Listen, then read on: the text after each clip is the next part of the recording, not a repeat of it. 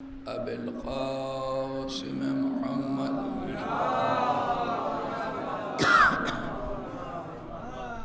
وآله الطيبين الطاهرين المعصومين المظلومين الذين أذهب الله عنهم الرجس وطهرهم تطهيرا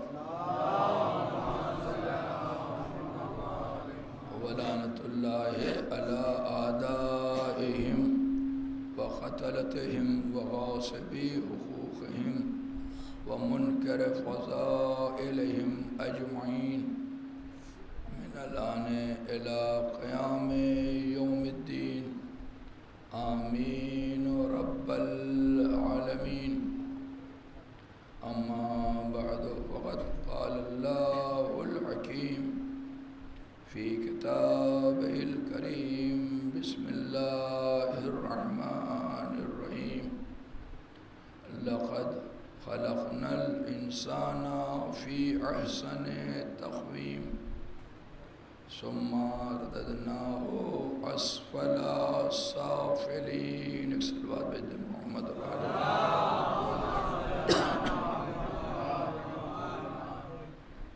عزیزان محترم، جو مجلس کے ختم ہونے کا وقت ہے اس وقت میں آپ کے روبرو ہوں، لہٰذا آج کی مجلس سے بہت طول بیان نہیں ہوگا. گزارش یہ ہے کہ بس آپ ہمتاً متوجہ رہیں تاکہ آواز کے گرفتار ہونے کے باوجود میں کچھ اپنے معروضات بھی آپ کے سامنے پیش کر سکوں اور شب عاشور کچھ کسی نہ کسی اعتبار سے سیدہ کو ان کے لال کو آپ پرسا دیا جا سکے. ایک صلوات بھیج دیں محمد علیہ. قرآن مجید کی جنایات کے ذیل میں برابر گفتگو کرنے کی سعادت حاصل کی.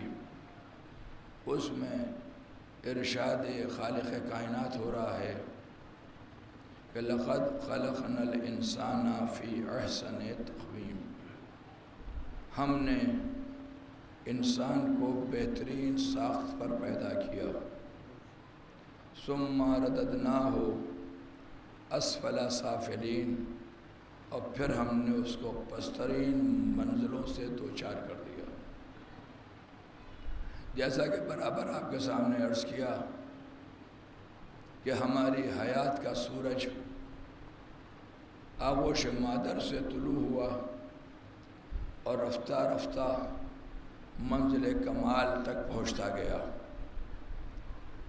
ہر کمال رازوال کمال پر پہنچنے کے بعد جب یہ روح زوال ہوا تو جس طرح سے تدریجاً ہمیں کمال ملا تھا اسی طرح آہستہ آہستہ آہستہ آہستہ ہم منزل زوال سے آگے بڑھتے ہوئے آغوش موت میں چلے گئے. اور جو ضعیفی کی زندگی ہے اس کے بارے میں قرآن مجید کہہ رہا ہے کہ ثم رددناہ اسفل سافلین، جہاں سے تمہارے سفر کا آغاز ہوا تھا، جس ناتوانی سے، جس ذوف سے ہم نے تمہیں پھر وہیں پلٹا کر کے پہنچا دیا. اور اس تمام سفر حیات میں یہ پروردگار عالم کا احسان تھا، یہ اس کا کرم تھا کہ اس نے اپنے نظام تربیت کے سائے میں ایسے ایسے انتظامات کیے جس نے ہمارے جسم کی پرورش کی اور جس نے ہماری روح کی بھی پرورش کی.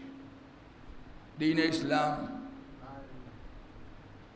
جس پر ہم سب بحمداللہ کاربند ہیں، اس دین نے ہمیں یہ بتایا کہ دیکھو، نہ تربیت جسم سے غافل رہو، نہ تربیت روح سے غافل رہو.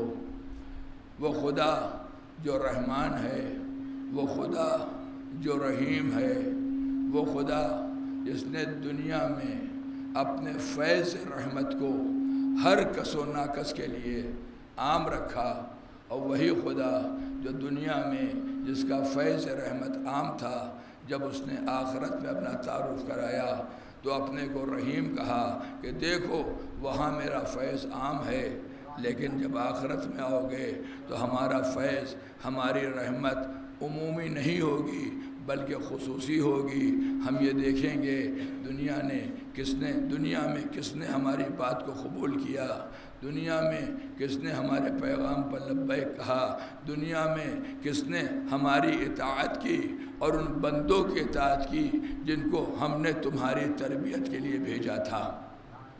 قابل غور امر یہ ہے کہ اللہ نے جب اپنا تذکرہ کیا تو اپنے کو رحمان کہا، اپنے کو رحیم کہا، اور ہماری تربیت کے لیے جب سب سے آخر میں جس نبی آخر کو بھیجا، جب اس کا بھی تعارف کرایا تو اسی الفاظ میں، اسی رحمت کے ساتھ کہ وَمَا أَرْسَلْنَاكَ إِلَّا رحمت للعالمین، اے پیغمبر ہم نے آپ کو نہیں بھیجا ہے مگر عالمین کے لیے رحمت بنا کر۔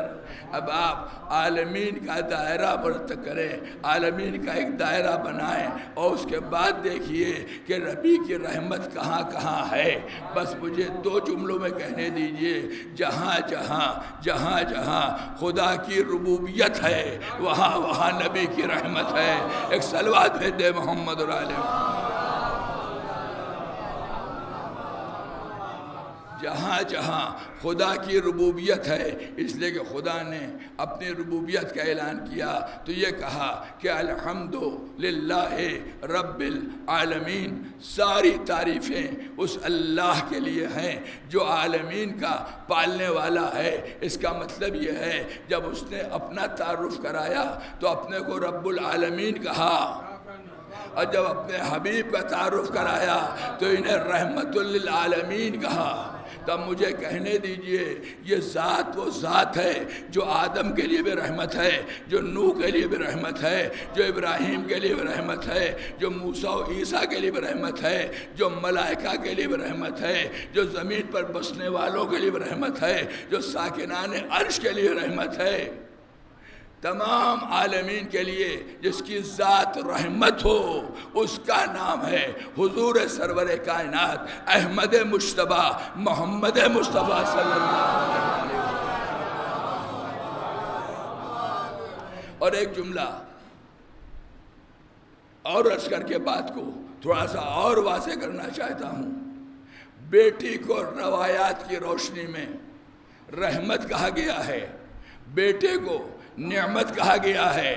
اللہ نے بیٹوں کی شکل میں نبی کو نعمت بھی دی اور بیٹی کی شکل میں نبی کو رحمت بھی دی۔ تو مجھے کہنے دیجئے دنیا عصمت فاطمہ کو پہچانے وہ نبی جو تمام عالمین کے لیے سبب رحمت ہو، اس نبی کو جب خدا نے ایک بیٹی دی جس کا نام فاطمہ ہے، جب بیٹی عام باپ کے لیے سبب رحمت ہوتی ہے تو حضور سرور کائنات کے لیے کیا وہ سبب رحمت نہیں ہوگی؟ تو مجھے کہنے دیجئے جو عالمین کے لیے رحمت ہو اس کو محمد مصطفیٰ کہتے ہیں، اور جو محمد کے لیے سبب رحمت ہو اسے فاطمہ کہتے ہیں۔ ایک صلوات بھیج دیں محمد علیہ۔ بس یہ مختصر ترین تمہید کے بعد میں اپنے اصل بیان پر آ گیا، اور چھوٹے چھوٹے 2 واقعات تاکہ ہم محسوس کر سکیں کہ حضور سرور کائنات ہمارے لیے کیسے رحمت ہیں، ان کی شان رحمت کیا ہے۔ سیرت کی کتاب میں ایک واقعہ ملتا ہے کہ نبی مسجد نبوی میں مدینے میں اپنے اصحاب کے ساتھ تشریف رکھے ہوئے ہیں، درمیان میں نبی ہیں، چاروں طرف اصحاب پیغمبر ہیں، کہ ایک شخص مسجد میں داخل ہوا اور داخل ہونے کے بعد کہتا ہے اے اللہ کے نبی، اے اللہ کے رسول، ہم نے آپ کو نبی مانا، ہم نے آپ کو رسول مانا، ہم نے آپ کی پیروی کی، آپ نے جن گناہوں سے روکا ہم اس سے رک گئے.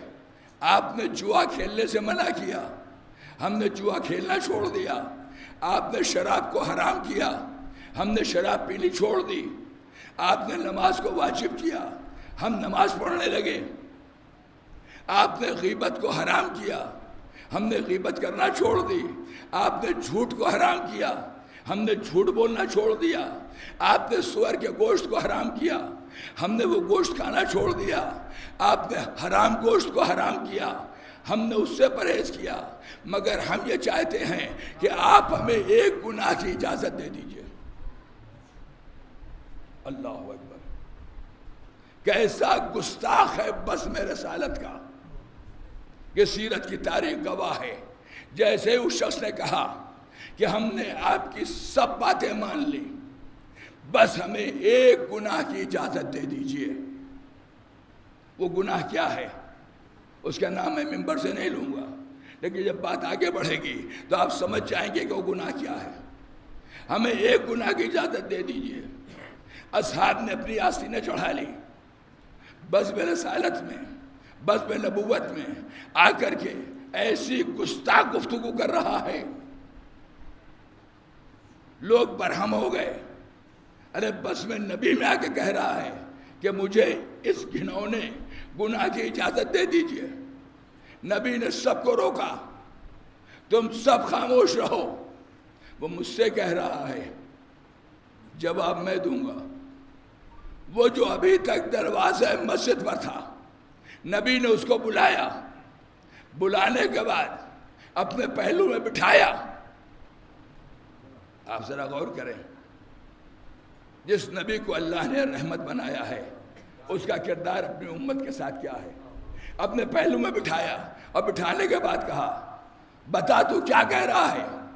کیا میں نے بتا دیا, ہم نے سارے گناہ چھوڑ دیے, مگر ایک گناہ کی اجازت چاہتا ہوں.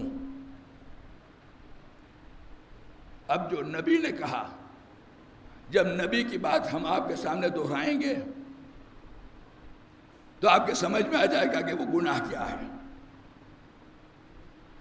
نبی نے کہا, یہ بتا, اگر میں تمہیں اجازت دے دوں اس گناہ کے کرنے کی, تو یہ اجازت شخصی ہوگی, ذاتی ہوگی, صرف تیرے لیے ہوگی, یا ساری امت کے لیے ہوگی. بھئی جو قانون شریعت ہے ایسا تو نہیں ہے کہ میرے لیے کچھ ہو, آپ کے لیے کچھ ہو, ان کے لیے کچھ ہو, ان کے لیے کچھ ہو. آپ پر 5 وقت کی نمازیں واجب ہوں, مثلا میرے اوپر 3 وقت کی نماز واجب ہو یا 2 وقت کی نماز واجب ہو. جو قانون ہوگا, جو شریعت ہوگی, جو حکم ہوگا, وہ تو سب کے لیے ہوگا. تو نبی نے کہا, اگر میں تجھے ایسے گناہ کی اجازت دے دوں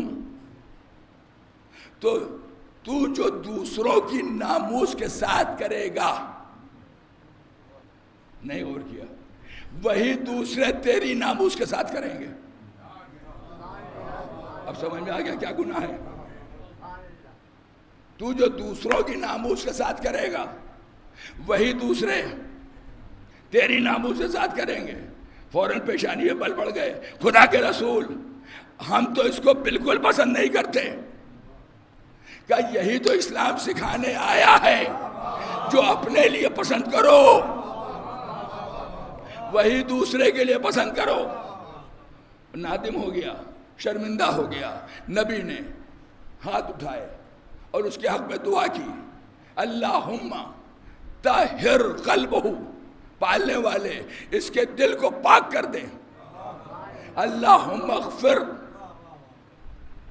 پالنے والے اس کے گناہوں کو بخش دے. اللہم اغفر ذنبہ, اس کے گناہوں کو بخش دے.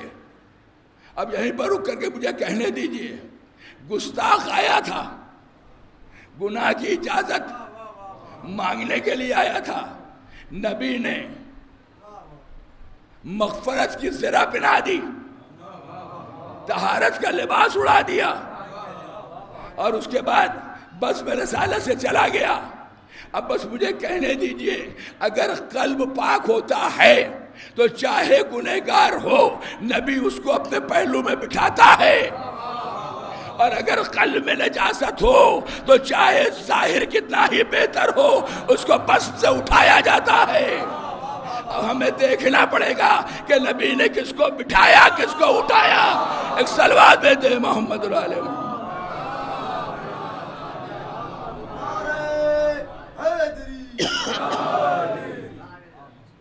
نبی نے جس کو بٹھایا بس میں، ہماری ذمہ داری یہ ہے کہ ہم اس کو اپنے دل میں بٹھائیں، اور نبی نے جس کو اپنی بزم سے اٹھایا ہماری ذمہ داری یہ ہے کہ ہم اس کو اپنے دل سے نکال دیں۔ یہی سے تولی و تبرے کا قانون سامنے آ گیا۔ جو نبی کا ہے محبت کے قابل ہے، اور جو نبی کا نہیں ہے وہ کسی بھی حیثیت سے محبت کے قابل نہیں ہے۔ ایک صلوات بھیج دے محمد علیہ۔ ایک اور صلوات بھیج دے محمد علیہ۔ بہت جلدی منزلوں کو طے کر رہا ہوں۔ ایک واقعہ، یعنی نبی عالمین کے لیے کیسے سبب رحمت ہیں۔ اگر نبی کی جگہ پر کوئی اور ہوتا تو کیا کہتا؟ آسینیں چڑھ جاتی، کیا کچھ نہ ہوتا۔ بس آپ اس کو محسوس کر سکتے ہیں، اس میں آپ کا وقت ضائع نہیں کروں گا۔ ایک اور صلوات بھیجے محمد بس ایک واقعہ اور عرض کر دو، بیان کو اپنے مکمل کر دوں۔ کیسا رحمت ہے، کیسی رحمت ہے جس کے ساتھ نبی پیش آ رہا ہے۔ واقعہ آپ کا سنا ہوا ہے، صرف چند باتیں اس سے ماخوذ کر کے آپ کے سامنے پیش کرنا چاہوں گا۔ 12 کا سنا ہوا واقعہ ہے، کوئی نیا واقعہ نہیں ہے۔ نبی کی آخری زمانہ ہے، یعنی قریب ہے کہ فرشتہ موت آئے اور نبی اس دنیا کو چھوڑ کر کے چلے جائیں۔ آخری عمر کے حصے میں نبی نے لوگوں کو جمع کیا، اور لوگوں کو جمع کرنے کے بعد کہا، لوگوں میں تمہارے درمیان سے دنیا سے جانے والا ہوں، اگر کسی کے ذمے میرا کوئی حق ہو تو مجھ سے لے لے۔ پوری امت کے لیے ایک پیغام اس ایک واقعے کے ذریعے سے نبی نے دیا کہ اب دنیا سے جانا تو کسی کا حق اپنے کاندھوں پر لے کر کے نہ جانا۔ اس سیرت کا واقعہ ہے، سیرت کی کتاب میں درج ہے۔ کسی کا کوئی حق میرے ذمے ہو تو میں اجازت دیتا ہوں کہ اٹھے، اور اٹھنے کے بعد مجھ سے اپنے حق کا مطالبہ کر لے، تاکہ جب میں پیش پروردگار جاؤں تو کسی کا حق ہمارے ذمے نہ ہو۔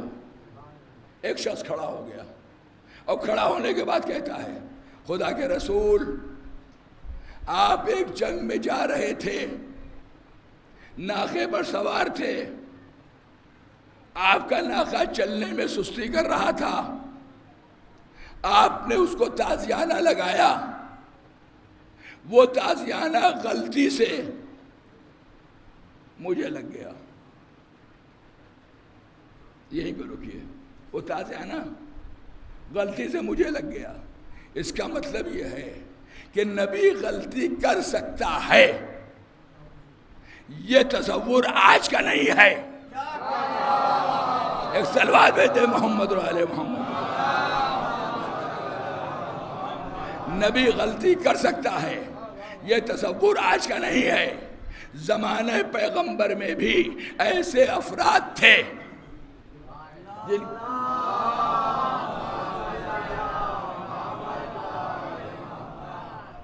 جن کے دماغ میں تصور تھا کہ نبی غلطی کر سکتا ہے، ورنہ یہ بات کہہ رہا ہے تب ظاہر ہے اکیلے میں تو نبی سے نہیں کہہ رہا، بزم اصحاب میں کہہ رہا ہے۔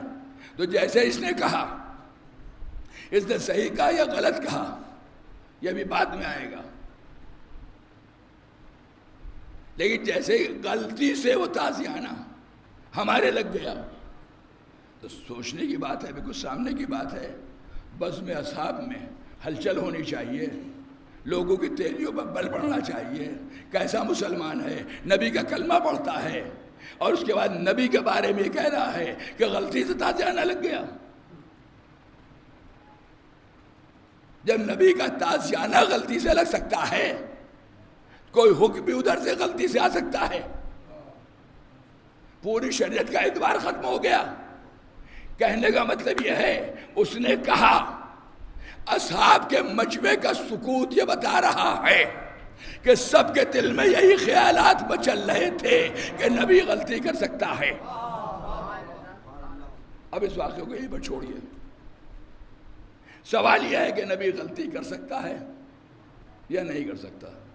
عقیدے کی دنیا پہ ہر انسان یہ کہہ دے گا عقیدت کے ساتھ کہ استغفر اللہ خاکم بدہن، بھلا نبی غلطی کر سکتا ہے. تو میں کہتا ہوں دور مت جائیے، قرآن مجید سے ہی دلیل فراہم کر دی جائے. قرآن مجید 30واں پارہ سورہ فیل، فیل یعنی ہاتھی، سورہ یعنی ہاتھیوں والا سورہ. یہ ہاتھیوں والا سورہ کب نازل ہوا؟ جب ابرہا بڑے بڑے تندرست توانا طاقتور ہاتھیوں کو لے کر کے آیا کس لیے؟ خانہ کعبہ کو منہدم کر دیا جائے، مٹا دیا جائے. پورا واقعہ آپ کے پیش نگاہ ہے. اور اس کے لشکر والوں نے سردار مکہ جناب عبد المطلب کے کچھ اونٹ پکڑ لیے.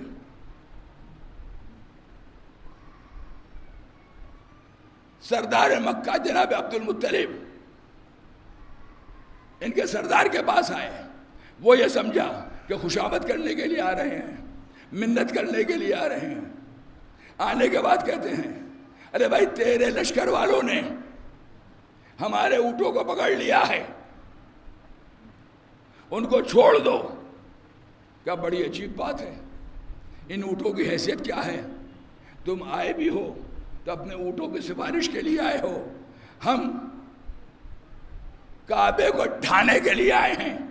ہم تو یہ سمجھے تھے کہ تم سردار مکہ ہو، سردار قریش ہو، آؤ گے تو کعبے کے لیے بات کرو گے، کعبے کے لیے ڈیبیٹ کرو گے.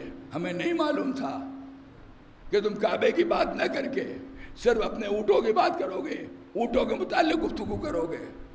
فوراً کہتے ہیں آنکھوں میں آنکھیں ڈال کر بھائی سیدھی سی بات ہے، میں اونٹوں کا مالک ہوں، میں اونٹوں کا مالک ہوں، مجھے ان کی فکر ہے. کعبہ کوئی لاوارث تو ہے نہیں، جو کعبے کا وارث ہوگا وہ کعبے کو بچا لے گا. نہ جانے کس عرفان میں ڈوب کر یہ فقرہ جناب عبد المطلب نے کہا کہ اب قرآن کہہ رہا ہے الم تر کیف فعل ربک باصحاب الفیل. اے میرے نبی کیا آپ نے دیکھا نہیں؟ آپ ذرا قرآن کی آیت کے اور اس کے تیور پر غور کیجئے. جس سال یہ لشکر خانہ کعبہ کو ڈھانے کے لیے آیا ہے اسی سال نبی کی ولادت ہوئی ہے. اسی سال نبی کی ولادت ہوئی ہے. اور ابھی تک میرے علم میں یہ نہیں ہے کہ ولادت ہونے کے بعد آیا تھا یا ولادت کے پہلے آیا تھا. اس بات کے اوپر بہرحال بھی پردہ ہے. قرآن کیا کہہ رہا ہے؟ الم ترا کیف فعل ربک باصحاب الفیل. اسی سال پیدا ہوئے. اگر سرکار پیدا ہو چکے ہیں تو چند ماہ کے ہوں گے، چند دن کے ہوں گے. اگر نہیں پیدا ہوئے تو مطلب شکم مادر میں ہوں گے وغیرہ وغیرہ. اور اس کے بعد قرآن کہہ رہا الم ترا کیف فعل ربک باصحاب الفیل. کیا آپ نے نہیں دیکھا کہ آپ کے خدا نے ہاتھیوں والوں کے ساتھ کیا برتاؤ کیا؟ اس کا مطلب یہ ہے نبی دنیا میں آئے یا نہ آئے، نبی گواہ ہے، نبی دیکھ رہا ہے. تبھی تو قرآن نے کہا اِنَّا أَرْسَلْنَاكَ شَاهِدًا وَمُبَشِّرًا وَنَذِيرًا. اے میرے نبی، ہم نے آپ کو رسول بنا کر کے نہیں بھیجا، اگر بھیجا ہے تو آپ شاہد ہیں، مبشر ہیں، بشارت دینے والے ہیں، نذیر ہیں اور ڈرانے والے ہیں. روایات میں آیا ہے ہر انبیاء اپنی امت پر گواہ ہوگا، اور ہمارا نبی تمام انبیاء کی نبوتوں پر گواہ ہوگا. ایک صلوات بھیج دے محمد والے. اب ذرا قرآن کے تیور دیکھیے. الم تری کیف فعل ربک باصحاب الفیل. اے میرے نبی، کیا آپ نے دیکھا نہیں کہ ہاتھیوں والے کے ساتھ آپ کے رب نے کیا کیا؟ ان کے سارے غرور کو خاک میں ملا دیا. یہ کام کیا کیسے؟ وارسل علیہم طیرا ابابیل. کیسے کیا؟ ہاتھیوں والوں کو ان کی اوقات بتانے کے لیے وارسل علیہم، اللہ نے ان کی طرف بھیجا. اللہ نے ان کی طرف بھیجا. کس کو بھیجا؟ طیرن، طائر کو. ابابیل، گروہ در گروہ. اگرچہ ابابیل ہمارے سماج میں بھی ایک پرندے کا نام ہے، لیکن یہاں پر لفظ ابابیل گروہ در گروہ کے لیے آیا ہے. وارسل علیہم طیرن ابابیل، ہم نے ان کی طرف بھیجا چھوٹے چھوٹے پرندے گروہ در گروہ. اور اس کے بعد کیا ہوا؟ چھوٹے پرندے گروہ در گروہ، ان کے منقاروں میں چھوٹے چھوٹے کنکر. مقابلہ کس سے ہے؟ ہاتھیوں سے. پالنے والے تو قادر مطلق ہے. کیا پریشانی تھی؟ جیسے ہاتھی یہ لے کر کے آئے تھے، ان سے زیادہ تندرست و توانا ہاتھی ان کے مقابلے پر بھیج دیتا کہ میں قادر مطلق ہوں، تندرست و توانا ہاتھی بھیج سکتا ہوں. وہ ہاتھی ان پر غالب بھی آ جائیں گے، ان کو پسپا بھی کر دیں گے، ان کو مٹا بھی دیں گے. تو موت تو ہوگی مگر ذلت نہیں ہوگی. اور اللہ کی سیرت یہ ہے کہ جو حق کے مقابلے میں آتا ہے خدا اس کو مارتا بھی ہے اور ذلیل بھی کرتا ہے. ایک صلوات بھیج دے محمد علیہ وسلم.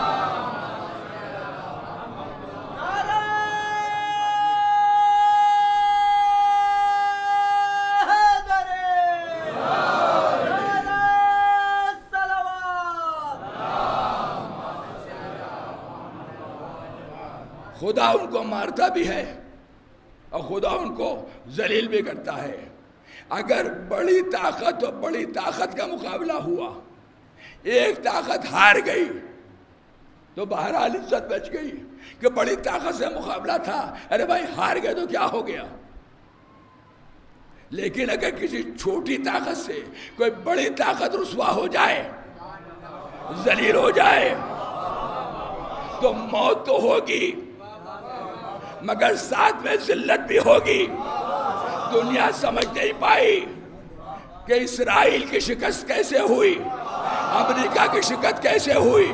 اگر اس نے سورہ فیل کو پڑھا ہوتا تو کبھی مشکوک نہ ہوتی. اس لیے کہ خدا کا فیصلہ یہ ہے جب ہم بڑے کو مارتے ہیں تو چھوٹوں کو ذریعہ بناتے ہیں جن کو اپنی طاقت پر غرور، اپنی حکومت پر غرور، اپنے اسلحہ پر غرور کا تمہارے ہوائی جہاز کو ہم اتار کے بتائیں گے. جب اللہ چھوٹے کو طاقت دے دے تو سب سے پہلے بڑے کی عقل خراب ہوتی ہے، اور جب عقل خراب ہوتی ہے تو ذلت و رسوائی کے علاوہ کچھ ہاتھ نہیں لگتا. ایک صلوات ہے دے محمد علیہ.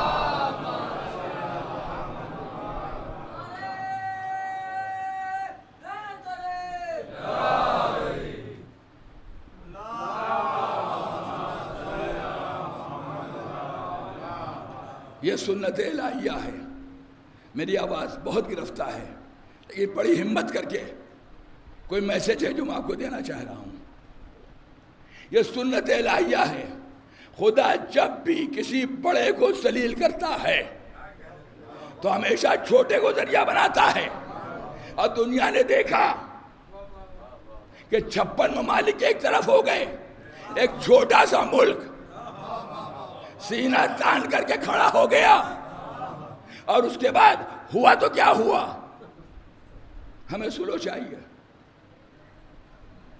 ہم جنگ کرنے کے لیے اب تیار نہیں ہیں. سیز فائر ہونا چاہیے, سیز فائر ہونا چاہیے, سیز فائر ہونا چاہیے. یہیں پر رک کر کے ایک چھوٹی سی بات میں اور عرض کرنا چاہوں گا. دنیا میں 3 بے غیرت اکٹھا ہوئے. دنیا میں 3 بے غیرت اکٹھا ہوئے. کمپٹیشن یہ ہے کہ تینوں میں کون سب سے بڑا بے غیرت ہے. بھائی ہر چیز میں کمپٹیشن ہوتا ہے نا, مجلسوں میں کمپٹیشن, ماتم میں کمپٹیشن, تو یہاں بے غیرتی میں کمپٹیشن ہے. کون بڑا بے غیرت ہے؟ ایک نے کہا ہم سے بڑا بے غیرت کوئی نہیں. کہا کوئی ثبوت دو, کوئی دلیل دو. ایک بڑھیا چلی جا رہی تھی, یہ گیا, اس کا ڈنڈا چھین لیا, لات ماری, وہ سڑک پر گر گئی, لوٹ کر کے آیا, اس کی کوئی غلطی نہیں تھی. ہم نے اس کو گرا دیا سڑک پر, لات مار کے, ڈنڈا گرا کر کے, ڈنڈا چھین کر کے. دوسرے نے کہا ہم تم سے بڑے بے غیرت ہیں. کہ تم بھی دلیل دو. یہ اپنے مقام سے چلا. آنے کے بعد اسی بڑھیا کو جتنا مار سکتا تھا اتنا مارا. پلٹ کے گیا, جس کو تم گرا کے آئے تھے ہم نے اس کو بالکل زخمی کر دیا. میں سب سے بڑا بے غیرت ہوں. اب تیسرے کی باری آئی, کہا تم ثبوت دو کہ بے غیرتی میں کہ کمپٹیشن میں تم سب سے آگے ہو یا نہیں. تو اس نے کہا میں سب سے آگے ہوں. کہا کیوں؟ تم نے تو نہ مارا بڑھیا کو, نہ گرایا. کہا میں دیکھ تو رہا تھا.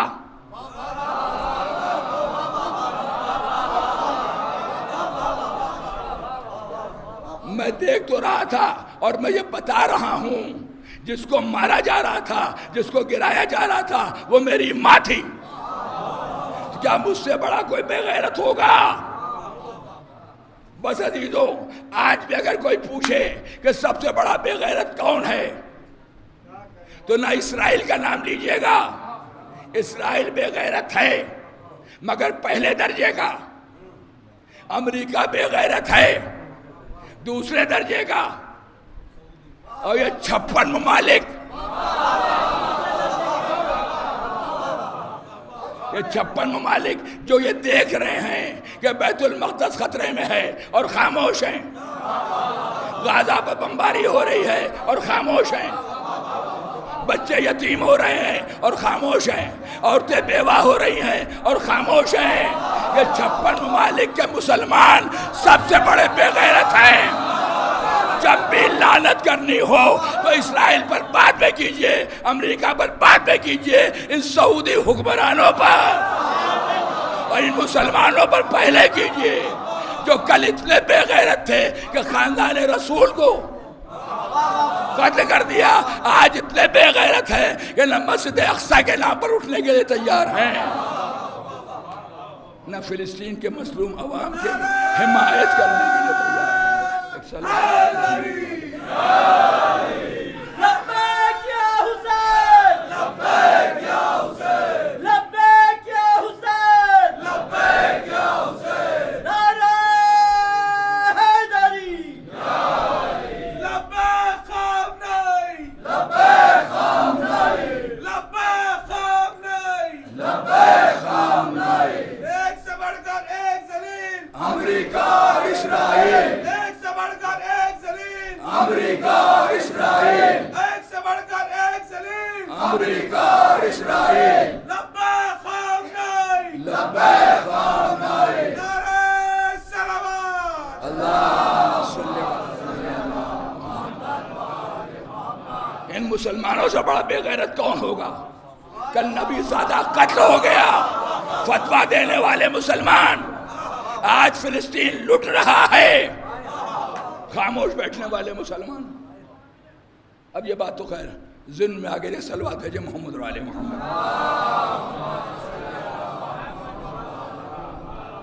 بات کہاں پہ تھی، کسی کو یاد ہے؟ نہیں، جب خدا کسی کو ذلیل کرتا ہے تو کبھی برابر کی طاقت نہیں لاتا۔ مثل مشہور ہے، ہاتھی کی موت چوٹی سے، ہے ایسا کہ نہیں؟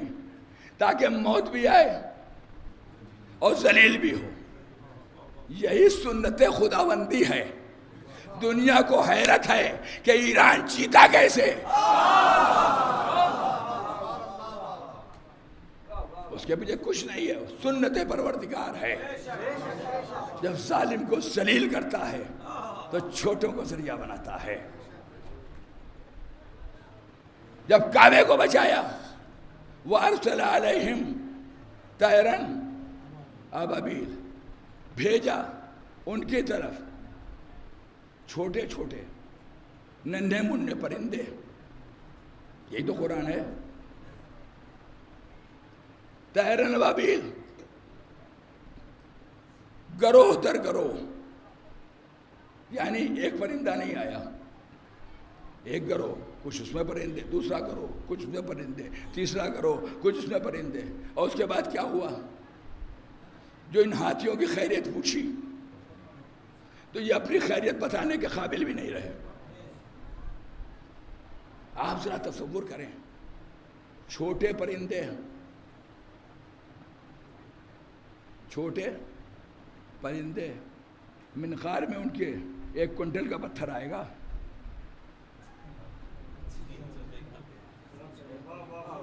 بھائی صحیح بات یہ ہے کہ کچھ MM کی پتھری کنکری، اس سے زیادہ چھوٹی چھوٹی کنکریاں۔ تو ان پرندوں کو سوچنا چاہیے تھا ہمارا مقابلہ ان ہاتھیوں سے ہے، ہم تو ہار جائیں گے، ہم کو کیسے ماریں گے؟ لیکن وہ طائر بھی مطمئن تھے کہ ہماری اپنی طاقت نہیں ہے، ہمیں بھیجا خدا نے ہے۔ جب خدا نے بھیجا ہے تو ہمیں بس اتنا کرنا ہے جتنا ہمارے لیے حکم خدا ہے۔ طاقت عطا کرنا یہ خدا کا کام ہے۔ یہی تو فیصلہ ہوا کہ ہمیں بس اتنا کرنا ہے جتنا ہمارے لیے حکم خدا ہے، اس سے زیادہ ہمیں کچھ نہیں کرنا ہے۔ نہ ڈرنے کی ضرورت ہے، نہ گھبرانے کی ضرورت ہے، ہمیں تو حکم خدا پر عمل کرنا ہے۔ لہٰذا جو انہوں نے ان کو خدا نے حکم دیا تھا انہوں نے کر دیا۔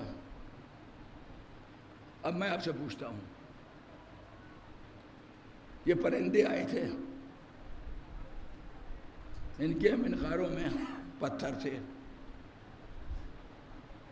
آسمان کی بلندی میں تھے، وہاں سے انہوں نے کنکریاں پھینکی، کوئی نشانہ خطا کیا؟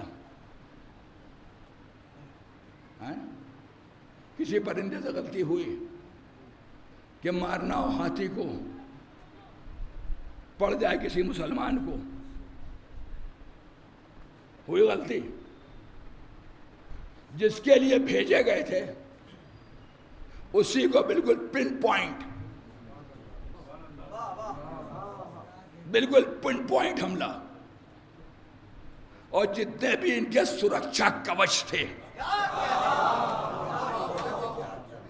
ایسا پن پوائنٹ حملہ، نام اس کا جو بھی ہو، وقت ضائع کرنا مقصود نہیں ہے، سب دھرے کے دھرے رہ گئے، جہاں پہ چاہا وہاں پہ مارا، کوئی غلطی نہیں ہوئی، نشانہ نہیں چوکا۔ کیوں نہیں چوکا؟ اس لیے کہ اللہ نے بھیجا تھا۔ اس نے کیا کہا تھا؟ آپ جنگ میں جا رہے تھے، آپ نے تازیانہ اٹھایا اپنے سست رفتار ناقے کو مارنے کے لیے، وہ تازیانہ غلطی سے ہمارے لگ گیا۔ ارے بھائی، اللہ جن پرندوں کو بھیجے وہ تو اپنے نشانے پر چوکتے نہیں. اگر اللہ کسی پرندے کو نشانہ دے کر کے بھیجے تو کبھی نشانہ لگانے میں غلطی نہیں کرتے. اس کا مطلب یہ ہوا یہیں سے کلیہ بن گیا جو اللہ کی طرف سے ہوتا ہے وہ غلطی نہیں کرتا، چاہے زمانے کا نبی ہو یا امام ہو. غلطیاں وہاں ہوتی ہیں جہاں امت خود سے بنا لیتی ہے، جس کا خمیازہ پوری امت آج تک بھگت رہی ہے. ایک صلوات بھیجتے ہیں محمد علیہ.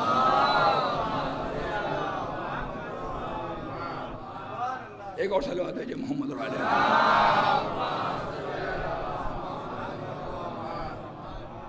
تازیہ آپ نے اٹھایا تھا ناقے کو مارنے کے لیے، وہ لگ گیا غلطی سے، وہ تازیہ نا ہمارے لگ گیا. یہ تو کہا اس نے، کہا اچھا میں اس کا بدلہ لینا چاہتا ہوں. مشہور واقعہ ہے، میں اس نتیجہ نکال کر کے آپ کا حوالے کر رہا ہوں. میں اس کا بدلہ لینا چاہتا ہوں. کہا لے لے بدلہ. کہ وہی تازیانہ منگوایا جائے جو میری پشت پر لگا تھا. نبی نے حکم دیا، نبی کے گھر سے وہ تازیانہ بھی آ گیا. کہ یہ لے بھائی تازیانہ، اپنا بدلہ لے لے. اللہ اکبر. آپ ذرا غور کیجئے،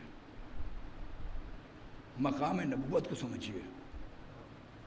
نبی کیسا پیکر رحمت ہوتا ہے، ذرا اس کا اندازہ لگائیے تھوڑی دیر کے لیے. دنیا نبی کو عالم الغیب مانے یا نہ مانے، بحمداللہ ہم نبی کو عالم الغیب مانتے ہیں. تو نبی جانتے ہیں کہ جھوٹ بول رہا ہے. پہلے ہی منزل میں کہہ دیتے تو جھوٹ بول رہا ہے، تو غلط بیانی سے کام لے رہا ہے. نتیجہ کیا ہوتا؟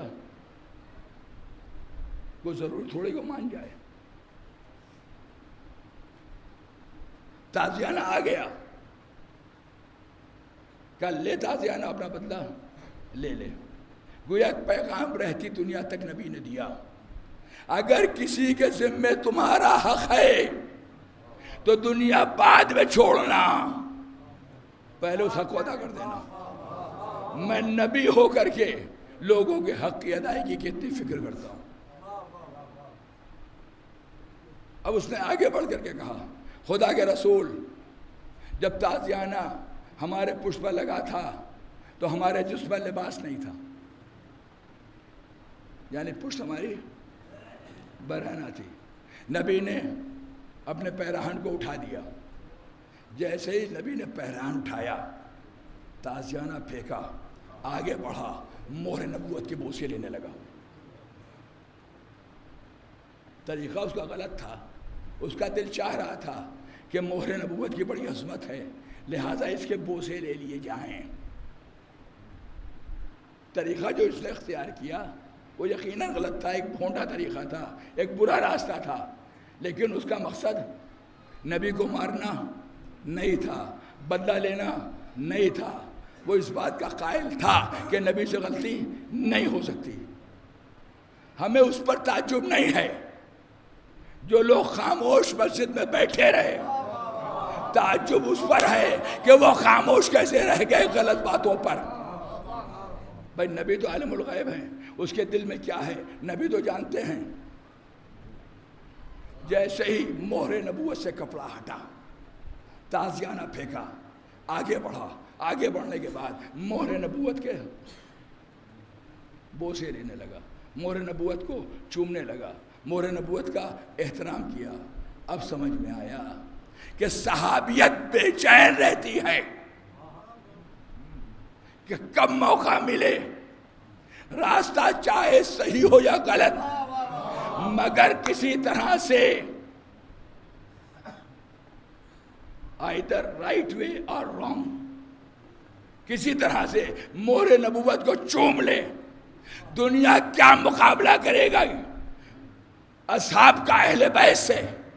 صحابی وہ ہے کہ مہر نبوت کو چومنے کے لیے بے چین رہے. اگر موقع مل جائے تو مہر نبوت کو چومیں. اہل بیت وہ ہیں کہ فتح مکہ کی تاریخ اٹھا کر کے دیکھ لیجئے، جہاں پر مہر نبوت ہے وہاں پر علی کے قدم ہیں۔ دنیا صحابیت کا مقابلہ اہل بیت سے نہ کرے، صحابیت مہر نبوت کو چومنے کے لیے ترس رہی ہے، اور علی کے قدم وہاں ہے جہاں مہر نبوت ہے۔ ایک صلوات بھیجتے ہیں محمد علیہ۔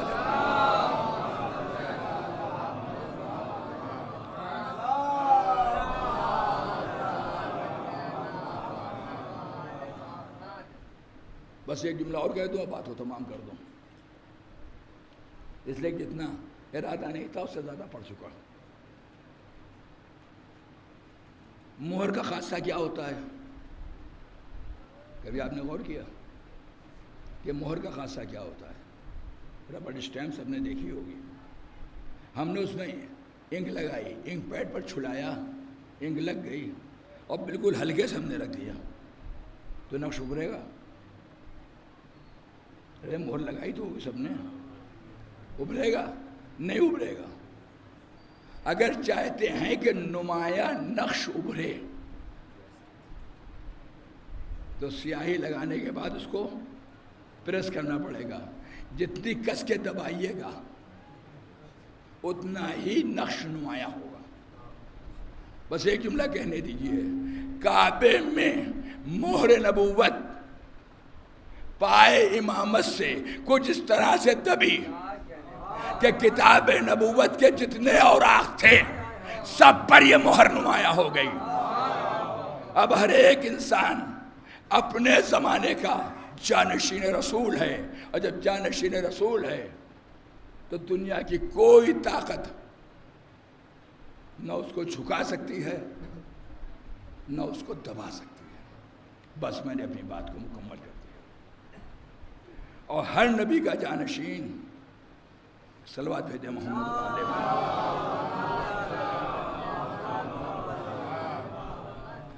رحمت کا سبب ہے تمام عالمین کے لیے، رحمت کا سبب ہے تمام عالمین کے لیے۔ ہمیں مہر نبوت مل جائے تو ہم آنکھوں سے لگائیں، ہم بوسہ لیں، ہم لبوں سے قریب کر دیں، لیکن امامت کا وہ مقام ہے کہ جہاں پر مہر نبوت ہے وہاں پر پائے امامت ہے۔ شاید نبی یہی چاہتے تھے کہ پہچانو امام کے کمالات کیا ہوتے ہیں، امام کا مقام کیا ہوتا ہے، امام کی منزل کیا ہوتی ہے۔ اگر تم امامت کا عرفان حاصل نہیں کرو گے تو یاد رکھو، من ماتا ولم یعرف امام زمانے ماتا میتتن جاہلیہ، جو مر جائے اور اپنے زمانے کے امام کو پہچانے بغیر مر جائے وہ کفر کی موت مرتا ہے۔ عزیزوں، اگر کوئی زمانے کے امام کو پہچانے بغیر مر جائے تو وہ کفر کی موت مرتا ہے۔ تو جو امام کو قتل کرنے کے لیے آ جائے، کیا وہاں اسلام کا کوئی تصور ہو سکتا ہے؟ آ گیا میں باب مصائب میں۔ عزیزوں، نہایت اختصار سے کوشش کروں گا کہ مصائب بیان کر دوں، لیکن شب عاشور بھی ہے۔ ہم زہرا کو ان کے لال کا پرسہ دینے کے لیے آئے، رومال زہرا خالی نہ جانے پائے۔ آج شب عاشور ہے۔ شب عاشور کی نوعیت کیا ہے؟ خیمے میں بیویاں بھی ہیں، اب مجاہدین راہ خدا بھی ہیں۔ کیفیت یہ ہے کہ ہر بیوی اپنے فرزند کو پہلو میں بٹھائے ہوئے بس ایک تاکید کر رہی ہے، کل روز قربانی ہے، سب سے پہلے اگر کوئی حسین کی نصرت کے لیے میدان میں جا کر کے جام شہادت نوش کرے تو تمہیں ہونا چاہیے۔ زینب اون محمد کو سمجھا رہی ہیں، لیلا علی اکبر کو سمجھا رہی ہیں، فروا قاسم کو سمجھا رہی ہیں، رباب جھولے کے کنارے بیٹھی ہوئی اصغر کا جھولا جھلا رہی ہیں۔ ارباب مقاتل کہتے ہیں کسی اثنا میں جناب عباس کی نظر شہزادی ام کلثوم پر پڑی، کیا دیکھا؟ شہزادی خیمے کے گوشے میں بیٹھی ہوئی زار و خطار آنسو بہا رہی ہیں، گریہ کر رہی ہیں۔ قریب آئے، آنے کے بعد کہتے ہیں بہن، بہادر بھائیوں کی بہنیں رویا نہیں کرتی، یہ بتاؤ کہ رونے کا سبب کیا ہے؟ جناب ام کلثوم نے کہا بھیا تم تو دیکھ رہے ہو، ہر ایک اپنے دل کے ٹکڑے کو اپنے پہلو میں بٹھا کر کے اسے تاکید کر رہی ہے کہ کل سب سے پہلے تم قربان ہوگے، سب سے پہلے تم قربان ہوگے، اللہ نے ہمیں کوئی اولاد نہیں دی۔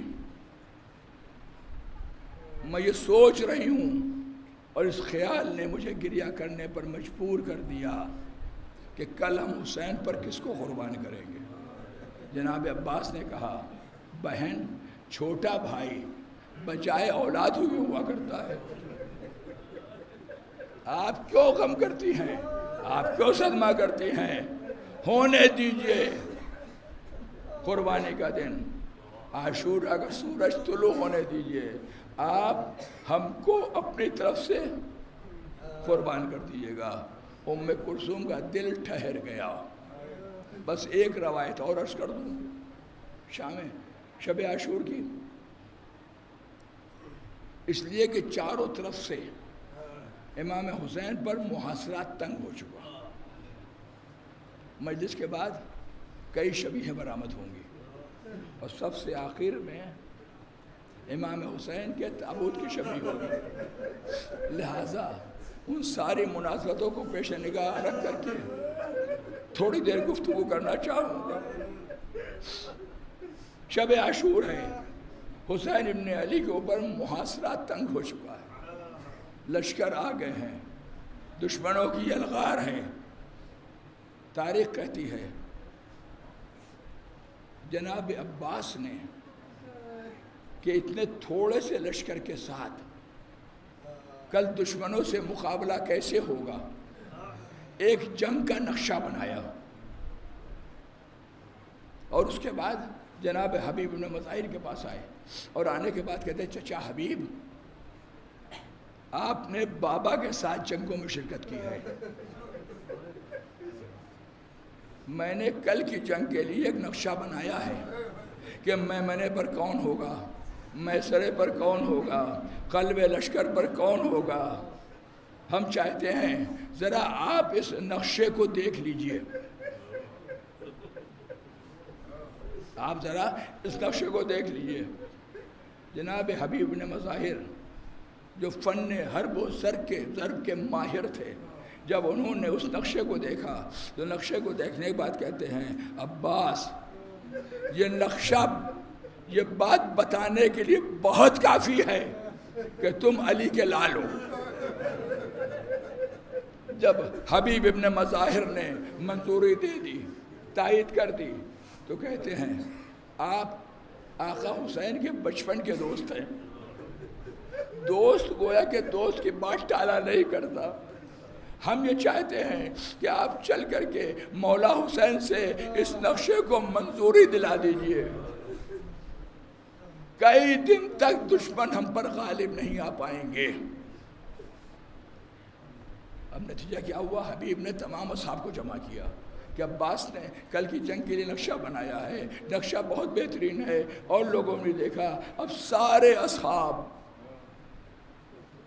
امام حسین کی خدمت میں آئے۔ ارباب مقاتل کہتے ہیں حبیب سب سے آگے ہیں، ان کے گرد اصحاب حسینی ہیں، حسین کے اعزاء ہیں، اور حضرت عباس سب سے پیچھے ہے۔ اس لیے کہ ہر منزل پر حسین نے عباس کو روکا ہے، لہذا آج حبیب کو ذریعہ بنایا جا رہا ہے، خود سب سے پیچھے ہیں۔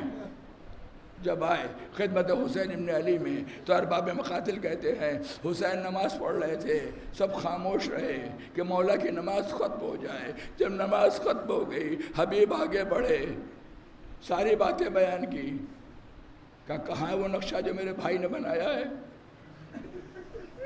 جناب عباس کے بنائے ہوئے نقشے کو امام حسین سے لیا، دیکھا، دیکھنے کے بعد مصلی کے نیچے رکھ دیا، اور اس کے بعد کہتے ہیں کہاں ہے میرا بھائی عباس؟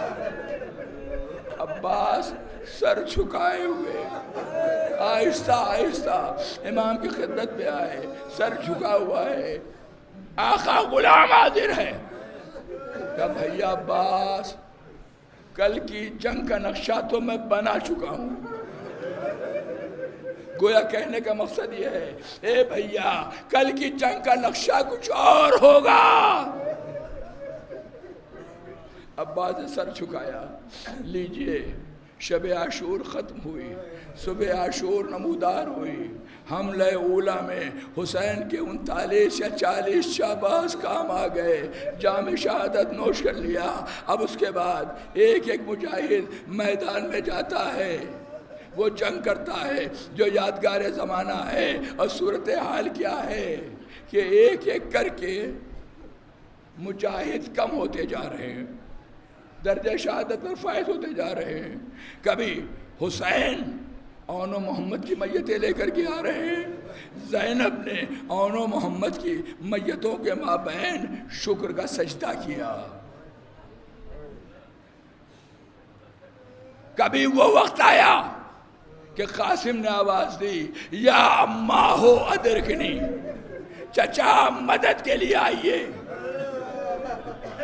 جب حسین چلے، دشمن سد راہ ہوئے، اے حسین ہم تمہیں تمہارے بھتیجے کی لاش تک نہیں جانے دیں گے۔ حسین کو جلال آیا۔ اب جو حسین نے حملہ کیا، لشکر بھاگا، قاسم کا جسم نازنی، گھوڑوں کی ٹاپیں عرض کربلا پر جس میں قاسم کے ٹکڑے ہیں جو بکھرے پڑے ہیں۔ حسین نے ان ٹکڑوں کو اپنی ابا کے دامن میں جمع کیا، لے کر کے خیمے میں آئے، اپنے مرحوم بھائی حسن کی نشانی قاسم کا ماتم کیا۔ تاریخ اور آگے بڑھی، اور وہ وقت بھی آیا جب قمر بنی ہاشم حضرت ابو الفضل العباس نے امام حسین کو مدد کے لیے بلایا۔ اس لیے ارباب مقاتل کہتے ہیں کہ کربلا کے آخری شہید یا جناب عباس ہیں یا جناب علی اکبر ہیں، اس میں اختلاف روایت پایا جاتا ہے۔ اس کے بعد جناب علی اصغر ہیں، جناب عبداللہ ابن حسن ہیں، یعنی وہ لوگ جو میدان میں آئے گھوڑوں پر سوار ہو کر کے، اس میں آخری مجاہد کا نام یا مولا عباس ہیں یا شہزادے علی اکبر ہیں۔ عباس نے حسین کو مدد کے لیے بلایا۔ حسین بھائی کے لاشے کے سرانے پہنچے، سرزانوں پہ رکھا۔ عباس نے وصیت کی، میری لاش کو خیمے میں نہ لے جائیے گا، اور ساتھ میں ایک آرزو کی، آقا جب دنیا میں آیا تھا سب سے پہلے آپ کی زیارت کی تھی، چاہ رہا ہوں، چاہتا ہوں کہ جاتے جاتے آپ کے چہرے کی زیارت کر لوں۔ عباس کیا معنی ہے؟ کہا ایک آنکھ میں تیر لگا ہے، ایک آنکھ میں خون جمع ہے۔ حسین نے آنکھ سے تیر نکالا، خون کو صاف کیا۔ عباس نے پتھرائی ہوئی نگاہ سے حسین کے چہرے پر نظر ڈالی، بھیا حسین۔ اس لیے کہ حسین نے کہا تھا، اے عباس ہماری بھی ایک آرزو پوری کر دو۔ حسین کی آرزو کے احترام میں چہرے پر نظر ڈالی اور کہا بھیا حسین۔ اور جب نظر گھمائی تو کیا دیکھا؟ علی اکبر موجود ہے۔ اشارے سے قریب بلایا۔ جب اشارے سے قریب بلایا اور اس کے بعد کانوں میں کچھ کہا، روایت یہ ہے کہ علی اکبر تڑپنے لگے۔ امام حسین نے جناب علی اکبر کو بلایا، اب بلانے کے بعد کہا بیٹا یہ بتاؤ چچا نے وقت آخر کیا کہا تھا؟ خدا ان آوازوں پر رحمت نازل کرے۔ روئیے، پرسا دیجئے زمانے کے امام کو اٹھ کے جد کا، کوک جلی ماں کو اٹھ کے لال کا۔ بھیا یہ بتاؤ چچا نے کیا کہا تھا؟ جناب علی اکبر کہتے ہیں بابا چچا نے مجھ سے یہ کہا تھا کہ عرب والے جب کسی کی زیادہ تذلیل کرنا چاہتے ہیں تو اس کے لاشوں پر گھوڑے دوڑا دیتے ہیں۔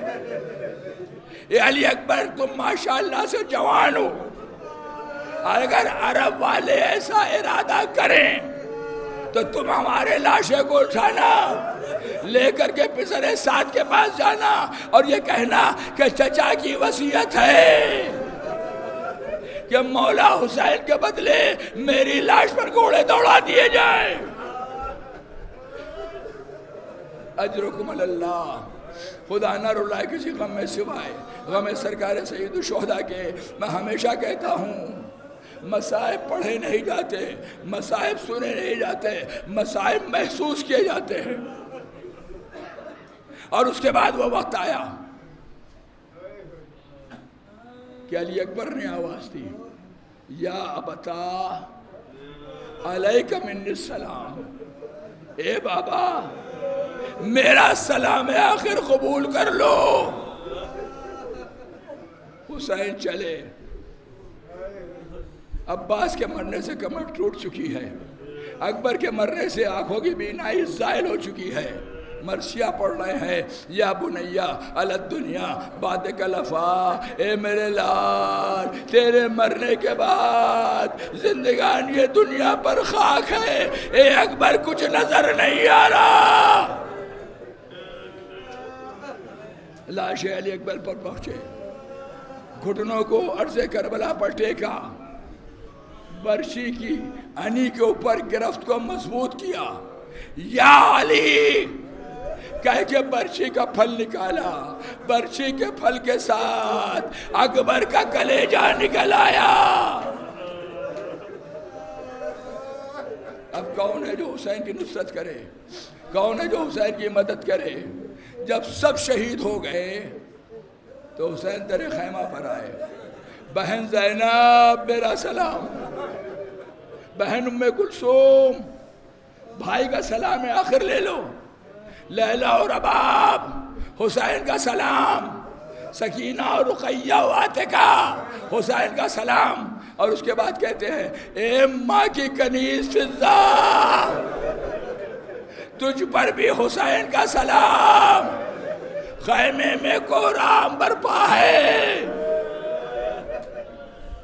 حسین جب کہ چلے بعد دوپہر رن کو، ارے نہ تھا کوئی جو سنبھالے رکاب توسن کو، سکینہ جھاڑ رہی تھی پدر کے دامن کو، حسین چپ کے کھڑے تھے جھکائے گردن کو، ارے ناس رہا تھا کوئی شاہ کربلائی کو، فقط بہن نے کیا تھا سوار بھائی کو۔ حسین مقتل میں آئے، مصروف جہاد ہے حسین، زہرا کا لال مصروف جہاد ہے۔ ایک بلندی پر پہنچے، صدا استغاثہ بلند کی، حل من ناصر ینصرنا، حل من مغیث یغیثنا، حل من معین یعیننا۔ جہاں استغاثہ حسین ابن علی کے بہت سے اثرات سامنے آئے، ایک اثر یہ سامنے آیا کہ اصغر نے اپنے کو چولہے سے گرا دیا۔ حسین نے بچے کو لیا، سوال آپ تیر سے شعبہ کا نشانہ، انکار آسماں کو ہے ارے راضی زمین نہیں، اصغر تمہارے خون کا ٹھکانہ کہیں نہیں۔ خون اثر کو چہرے پر ملا۔ اسی طرح سے میدان محشر میں نانا کے سامنے آؤں گا۔ اصغر کی لاش کو لیا، چلے در خیمہ پر آئے، اِنَّا لِلَّهِ وَإِنَّا إِلَيْهِ راجعون، رزم بقضائه وتسلیما لأمره۔ ماں کے حوالے لاش کی، ماں نے مرثیہ پڑھا، امثلو کا ینہر، اے میرے لال کیا تیرے سن و سال کے بچے بھی نہر کر دیے جاتے ہیں؟ اس کے بعد ماں سے لاش کو لیا، پشت خیمہ پر آئے، ذوالفقار سے لحد کھودی. تفصیل میں نہیں جاؤں گا، آپ کی آوازیں بلند ہے، شبیہ کے استقبال کے لیے آمادہ ہو جائیے. ذوالفقار سے لحد کھودی، اصغر کو سپرد لحد کیا، ننھی سی قبر کھود کے اصغر کو گاڑ کے شبیر اٹھ کھڑے ہوئے دامن کو جھاڑ.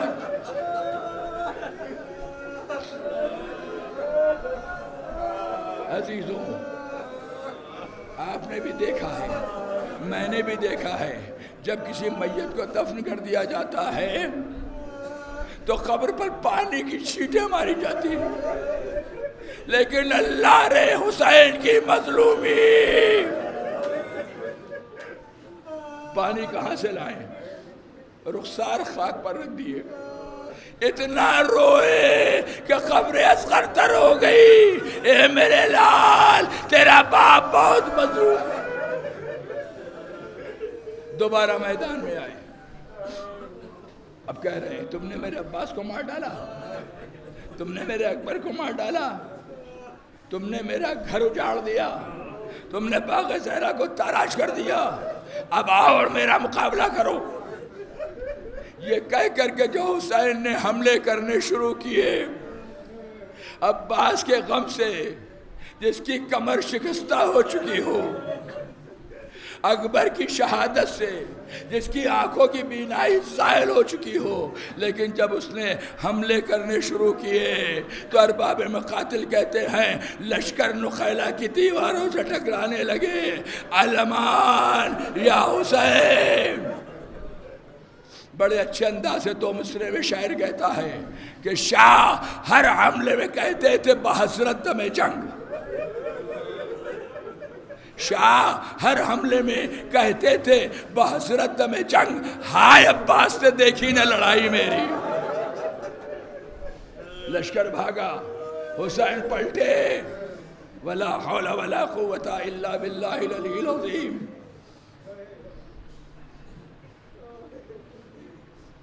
ایک مرتبہ ندائے غیبی آئی، اے میرے نفس مطمئن. پلٹا اپنے رب کی طرف،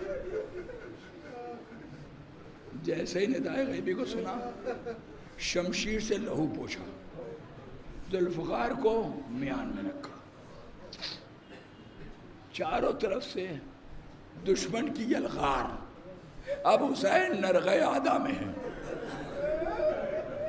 ایک پیاسے پر ہزاروں کی یلغار. نہ سن سکو گے، کوئی تیر مار رہا ہے، کوئی تلوار مار رہا ہے، کوئی خنجر لگا رہا ہے.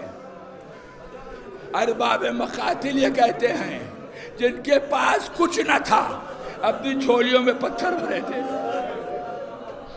امام کی جانب پھینکا جا رہا ہے، ایک پتھر مولا کی پیشانی پر لگا، ابا کے دامن کو اٹھایا، خون کو صاف کرنا چاہا. خدا قیامت تک کی لعنت کرے حرملہ بن قائل اسدی پر. چلہ کمان میں تیر کو جوڑا، حسین کے سینے کو نشانہ بنایا، تیر حسین کے سینے پر لگا، پشت کی جانب سے نکل گیا. اب اپنے رہوار سے گفتگو کر رہے ہیں، مجھے میری وعدہ گاہ تک پہنچا دے. رہوار کو اشارہ کیا، رہوار نشیب تک آیا. نشیب میں آنے کے بعد بڑا وفادار جانور ہے، اس نے کیا کیا؟ اپنے آگے کے پیروں کو آگے پھیلایا، پیچھے کے پیروں کو پیچھے کیا. زہرا کا لال بڑا زخمی ہے، اپنے شکم کو زمین سے لگایا. حسین پشت فرس سے فرش زمین پر آ گئے. نہیں، میں نے غلط کہا. حسین پشت فرس سے تو چل چکے ہیں مگر ابھی فرش زمین پر نہیں آئے، اس لیے کہ زیارت نائجہ میں زمانے کا امام یہ کہہ رہا ہے ہمارا سلام اس غریب پر جس کی داڑھی اس کے خون سے ہمارا سلام اس مظلوم پر جس کا لاشا، جس کا جسم نازنی تیروں پر معلق تھا۔ حسین پشت فرس سے چلے مگر فرش زمین تک نہیں آئے، سجدہ آخر کرنا چاہ رہے ہیں۔ جو تیر مانے تھے سجدہ کرنے کے لیے ان کو نکالا۔ عباس روایت میں نے دیکھا کہ عرض کربلا کو اکٹھا کیا تاکہ تھوڑی سی خاک کربلا بلند ہو جائے اور حسین اپنا سر سجدہ معبود میں رکھ سکے۔ سجدے میں سر رکھا اور اس کے بعد عجیب بات کہتے ہیں، مالک میں نے اپنا وعدہ پورا کر دیا، اب تو بھی اپنا وعدہ پورا کر دے۔ عزیزوں، راز و نیاز کی گفتگو، اور وہ منزل بھی آئی کہ شمر آگے بڑھا، حسین کے سینے پر سوار ہوا، تیروں نے جسم حسین میں جگہ بنائی، وہ خنجر جو کند تھا اس کو حسین کی گردن پر مارا۔ روایتوں میں اختلاف ہے لیکن روایتیں کہتی ہیں ایک ضرب میں حسین کا گلا نہیں کٹا، اس لیے کہ گلا سوکھا تھا اور خنجر کند تھا، لہذا 12 وار کیے۔ ماں دیکھتی رہی، اے میرے لال، کیا اسی دن کے لیے چکیاں پیس کر کے پالا تھا؟ آپ کی آوازیں بلند ہیں، خدا ان آوازوں پر رحمت نازل کرے، خدا نہ رلائے کسی غم میں سوائے غم سرکار سید الشہداء کے۔ مجلس تمام ہو گئی، شبیہ برآمد ہونے والی ہے، سر و سینہ پیٹ کر شب عاشور کی فضا میں شبیہوں کا احترام کیجئے، شبیہوں کا استقبال کیجئے۔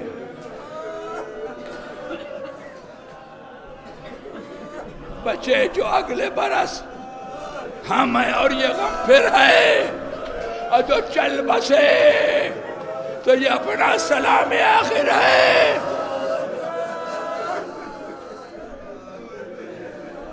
12 وار میں سر و تن میں جدائی ہوئی، زمین و آسمان زیر و زبر ہونے لگے، زمین کربلا ہلی، آسمان سے خون تازہ کی بارش ہوئی، منادی نے ندا دی، الا قتل الحسین بکربلا، الا ذبح الحسین بکربلا، حسین ختم کر دیے گئے۔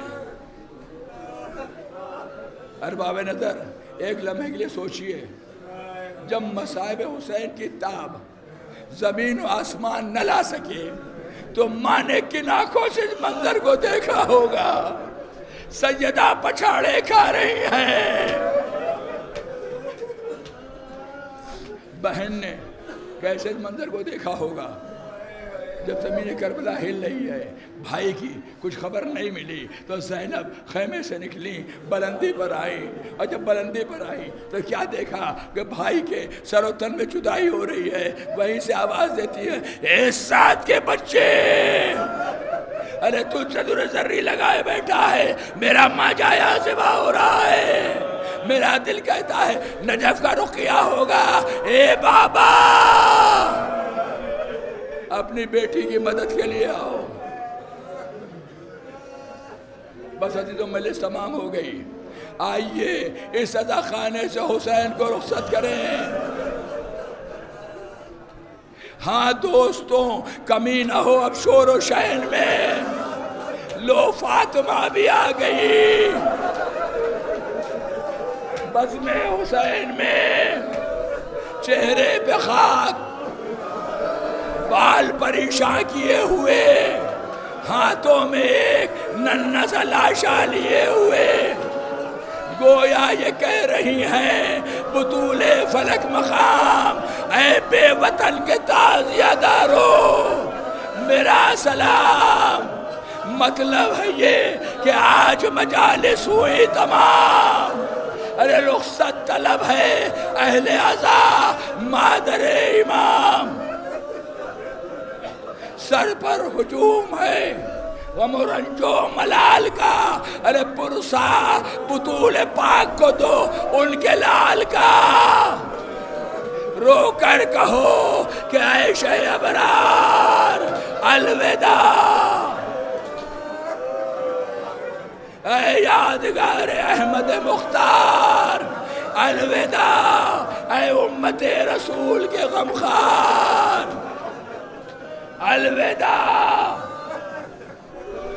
رو کر کہو کہ اے شہ ابرار الوداع، ارے آداب تعزیت نادا ہم سے ہو سکے، حسرت رہی کہ ہائے نہ جی بھر کے رو سکے، اے مولا جو غلطیاں ہو اس کو معاف کر دیجئے گا، حق خدمت ادا نہ کر سکے۔ رخصت کیا جب آپ نے وعدہ یہ لیا تھا، کرنا نہ پریشان پدر کو میرے بیٹا، رویا نہیں ہنستا ہی رہا، پیر لگا ہے اماں، میرے تم کرنا دعا، تیر لگا ہے اماں، پیشی نے مادر سے کہا، تیر لگا ہے اماں، ہم نے تو تبر تیغ نہ خنجر نہ چلائے، مقتل میں بھی شبیر کے ہاتھوں پہ آئے، کس جرم کی پائی ہے سزا، تیر لگا ہے اماں، میرے تم کرنا دعا، تیر لگا ہے اماں، پیشی نے مادر سے کہا، تیر لگا ہے اماں، بے ہوش نہ تھا داشت میں باہوش تھا اصغر، جلتی ہوئی ریتی پہ بھی خاموش تھا اصغر، سب سہ گیا اف تک نہ کیا، تیر لگا ہے اماں، میرے تم کرنا دعا، تیر لگا ہے اماں، پیشی نے مادر سے کہا، تیر لگا ہے اماں، پہنچی کری موت کے ہے تشنہ دغانی، کچھ دیر میں بس ختم ہے اب اپنی کہانی، بے شیر سوئے خلد چلا، تیر لگا ہے اماں، میرے تم کرنا دعا، تیر لگا ہے اماں، پیشی نے مادر سے کہا، تیر لگا ہے اماں، کربل میں بکا کرتی تھی رو کر یہ سکینہ، اب لوٹ کے بھیا میرا آئے گا کبھی نہ، مارا گیا بے جرم و خطا، تیر لگا ہے اماں،